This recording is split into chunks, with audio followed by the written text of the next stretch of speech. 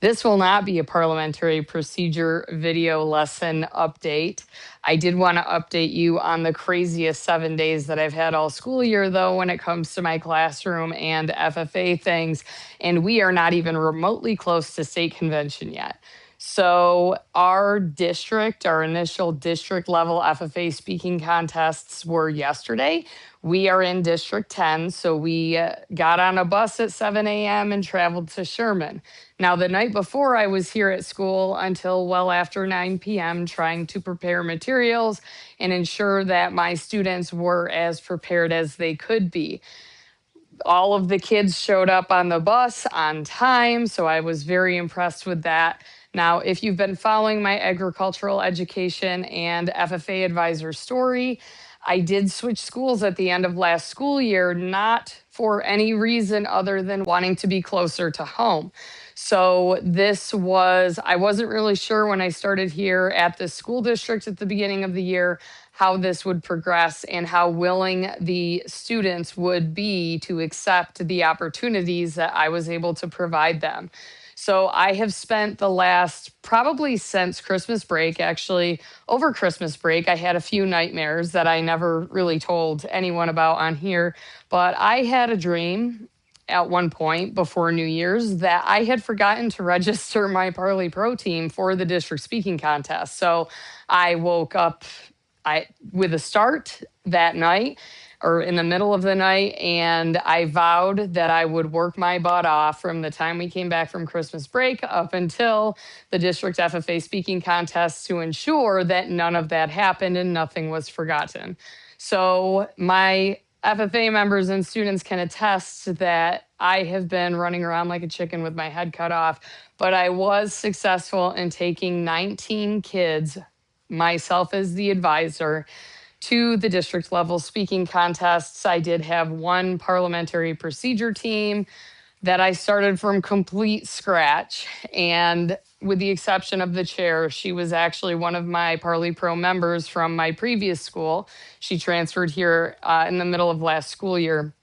So she served as my chair, which made that transition a little bit easier when you're starting from complete scratch with kids that don't really have a base knowledge of Parley Pro. It can be a struggle.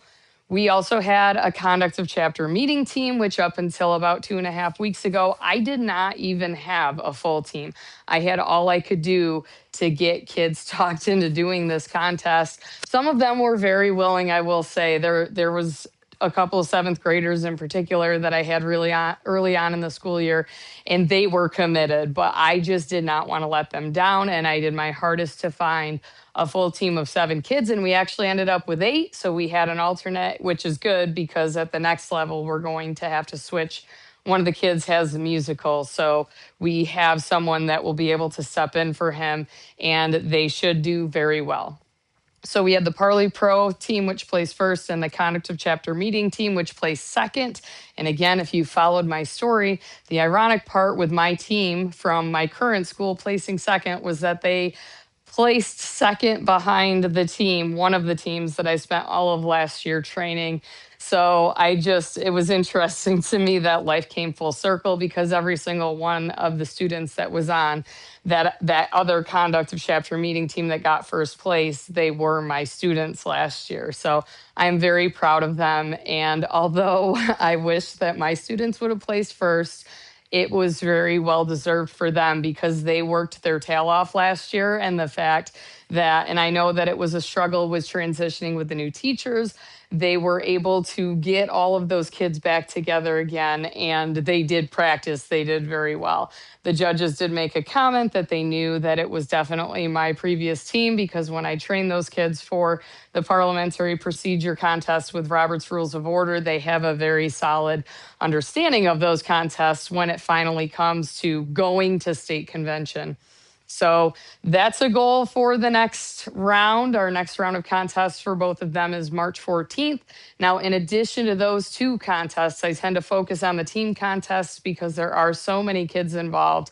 And that is really where my passion lies when it comes to speaking contests. We also had 4 kids compete in employment skills. Unfortunately, none of them moved on to the sub-state level.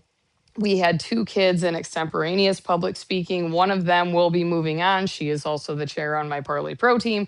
So she has been a very competitive speaker since I have known her since she was in 8th grade, because she was on my nationally competing conduct of chapter meeting team in 2022. I also had a senior prepared speaker. Unfortunately, she did not move on.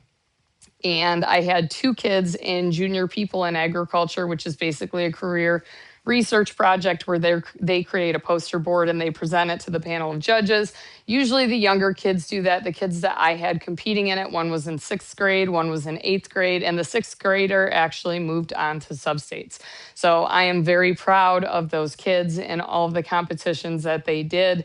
And so incredibly fortunate that these kids were, I was able to talk them into doing FFA in these speaking contests. So this chapter went from taking, I think, 2 last year to taking 19 kids this year. And our alternate for conduct of chapter meeting did go. He took the written test, but he was not able to compete in the speaking part of that. So, yeah, there's my update on my FFA chapter. I leave tomorrow morning very early to get on a bus and go to Albany for the State Leaders Experience. So, if you are going to be on that trip, I will also be on that trip, and I will be back on Tuesday. So, I'm just hoping that my sheep, Poppy, she still has not yet lambed, will lamb either before I leave tomorrow or wait until I get back Tuesday night to pop out those little babies, because it is still very cold here. We haven't been getting as much snow, although we do still have feet of snow. It's just we didn't get the accumulation that the South got over the last day or two, but it is still very cold. So that is a concern when you have baby lambs. Maybe I'll do an update tonight when I get home. But right now it's Sunday and I'm cleaning up my classroom from the tornado that occurred preparing for these contests, and I still have to do my sub plans for the next 2 days, and I have to clean cages and get the animals set. I'm very fortunate that the teacher that retired is actually going to be covering for me while I'm gone. So that is one that is very beneficial. I'm very thankful for that, that he is willing to sub for me, because I know that some retired teachers are less willing to do that. So anyway, hope all is going well. And I guess if you have any questions, let me know. And I do know that some people have inquired on how I managed to get kids into these speaking contests and how I continue to be successful at recruiting. So I suppose if you would like to see a video on that, feel free to comment. Also interact with this post, because if these posts are not getting views, I'm not going to continue making them. But I do have to continue with my Parley Pro mini lessons very soon. I don't think I'll have time to make any more videos today, but I will have to continue with that, because as we prepare for substates, and I know that some people have really found them beneficial. So have a good day.